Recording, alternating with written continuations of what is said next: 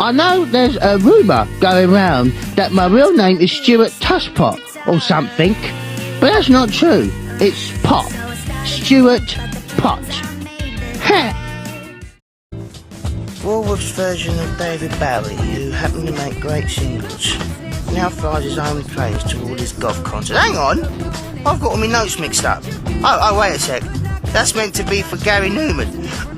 Coming up is a song from Blur's last album. This is an excellent track, although I think the vocals on this sound like the singer's trying to copy the way I sing. Woo! This is the last time Graham played guitar with Blur. Outstanding. We all love each other, except Murdoch, who hates us all and himself equally. Yeah, exactly. That would be true. What's your point?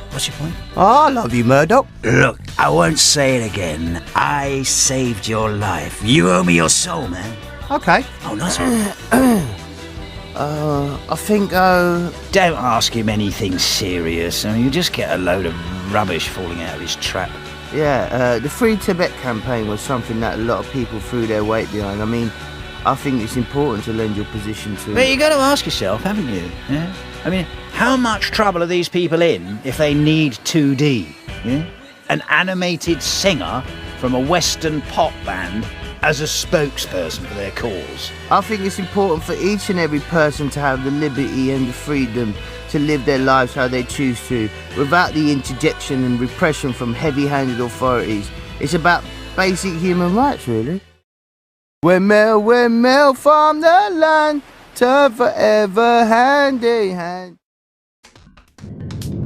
Yeah, I was more into films than music back then. 2D remembers? Like, Meantime, Scum, Made in Britain. You know what I mean?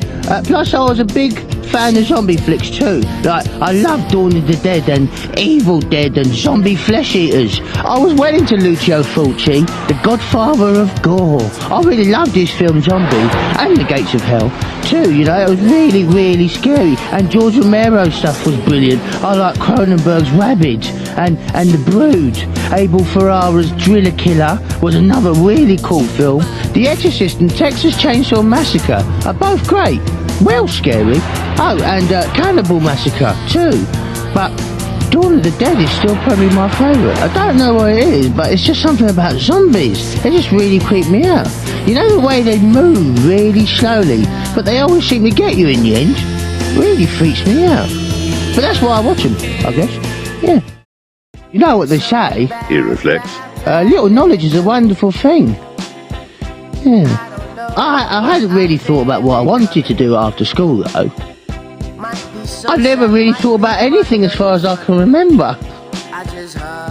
I went for a period where I wanted to be a storm chaser and record loads of videos off the TV of like tornadoes and stuff. I like messing about with keyboards and bits of electronics. My dad used to help me customise bits of instruments so that I could make like new keyboard sounds and stuff. We used stylophones, Moogs, old drum machines, anything electronic that made a noise, really. I had this Casio VL tone that I thought was well crucial, right? It was just, I was just in the playing around, making bloopy noises, being a bit spacey. I was a bit into painting too, messing around with graffiti and stuff. You know. At one point, I guess I wanted to be a vandal like that bloke Banksy. I only got the Saturday job so I could raise enough to get the Euro 96 Sabutio set. It had all the Euro 96 balls, fences and players and a cool looking box, which was a bit like the USA 94 set box, which itself was like, you know, the Italian 90 box, except they... Meanwhile, back in Stoke.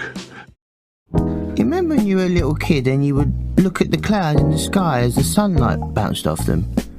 And something that simple would make you feel a part of everything and all alone at the same time. And that feeling's not something you can ever put into words. So you spend your whole life chasing it, making music, taking pictures, painting, whatever, in the hope that other people will understand that sense or feeling. As creative entities, we look for signs of life outside ourselves, for a connection to alleviate the sense of solitude. That's why we all do what we do, whether we know it of ourselves or not. Thank you and good night.